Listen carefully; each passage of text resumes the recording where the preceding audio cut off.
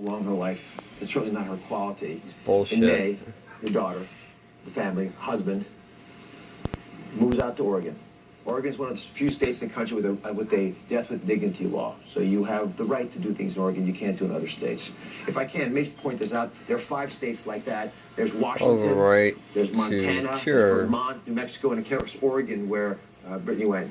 And these are death with dignity states. Well, I don't know what but there are alternative treatment she death tried. with dignity bills in 12 additional states, including Brittany's home state of California. It's also in Washington, D.C., so taking up a lot of the country. And they're also, because of Brittany's story, there are new campaigns that are spurred on in Connecticut, Massachusetts, and New Jersey. So a lot of the country now is either discussing this or has passed a law to allow this. Where the cancer is the most prevalent in her body. As a father, I know how difficult it is to imagine having this conversation. Pisses me off that people think that there's no more hope. Facing death, but still finding some salvation. And that's why she killed herself, because she thought that she was going to die anyways. Brittany set the tone for that. Brittany planned joy into every day. Even when her seizures began to get worse, and even when her headaches became more and more debilitating, she wanted to plan activities into every day. There are very few days that I can remember that she said, I simply can't do anything. We're going to stay home. And on those days, her dogs, our garden, watching the rain in Oregon, those things provided us with peace. And I have to say that I'm grateful for that, because if we didn't have Oregon, if we didn't have that peace of mind, if we didn't know that Brittany's plan was in place and that we were going to be able to do what she wanted to do, which was live life to the fullest, and then I'm glad she lived life to the fullest, but she could have still lived her ability to speak, her vision, her ability to swallow, and be cured. All of that was on the line any minute. Any minute. Every day she woke up, she could lose those things. And we took a chance every day. And she was very good at being in the marijuana moment. oil. They've cured just about every single type of cancer at any stage. I don't know how she did that. I was working as hard as I could to be in that moment with her, but my mind was running ahead, and my sorrow was hard not to show. Were you ever angry, frustrated?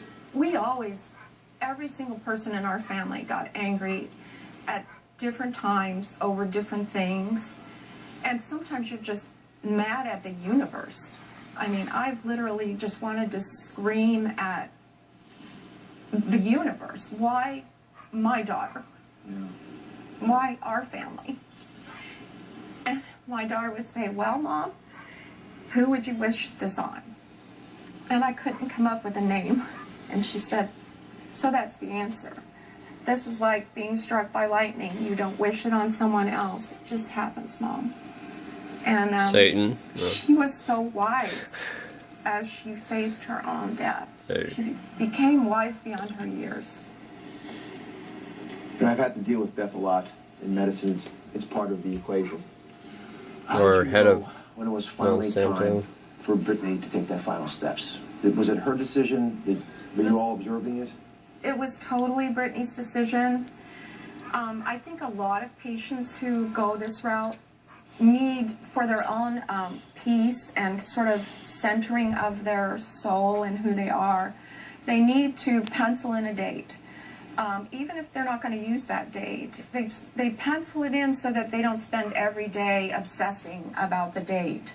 So you pencil it in, and then you kind of live some life, and then you think, should I move that up? Should I move that out?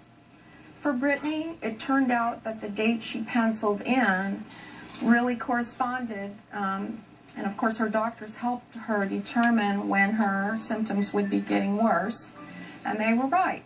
And her headaches were becoming debilitating. And then there's the were not controlling the pain. Medical. We were using heat under her neck. She was having mushrooms. trouble sleeping. Also, she was having deals trouble with walking. She was falling. cluster headaches. And that was very upsetting to her. to just be walking along and just fall, you know, for no perceived reason. And I just think she thought, I've got to go while I can, because if I lose my ability to swallow, you have to ingest this yourself. No one can give it to you. You must take the medicine yourself. So she wasn't going to risk losing the ability to swallow, and I think she was fearful those last few days that it could happen any time. So on the fateful day, the final day, she took a lethal dose of barbiturates, as you mentioned, as pills by mouth. They were prescribed by her doctor. Within 5 minutes, she was unconscious, sleeping, and within 30 minutes, she'd stopped breathing. Yes. So she died peacefully in her sleep. It was fast. It was peaceful. It was fast, and she had a circle of people around her that she loved.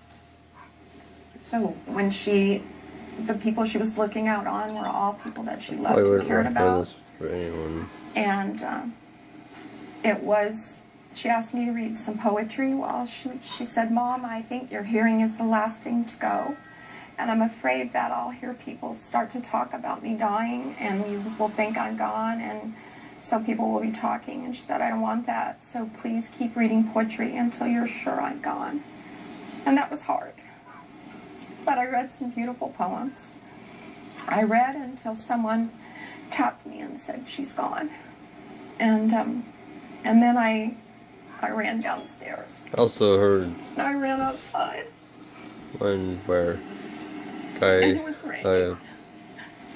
But it started to rain. Homeopath. He gave the skies are raining. One of the most powerful cayenne pepper oil down his mother's throat after she died critically dead for 30 minutes. I can't even begin to console you. And then he did that, and then she woke up. That you were able to spend those moments with your daughter.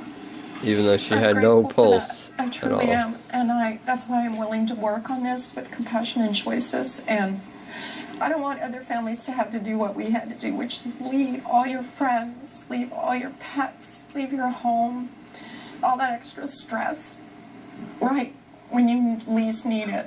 And so that's why I'm going to continue working on this. And besides, I promised Brittany, and you can't break a promise to your daughter. Break a promise to your daughter. All right. Listen, we have a technology to keep people alive. The decision you made is a decision so many of us are going to have to face in our lifetimes. When we come back, the question is, should you use the technology? Where's the right to die debate going? We're going to find out when we come back. Thank you. Coming up next, our conversation with Brittany Menard's mother continues. Why her daughter chose to end her life with dignity, and why more people should have this choice. Should you have the right to decide how to end your life? Coming up next. Junk Drawers.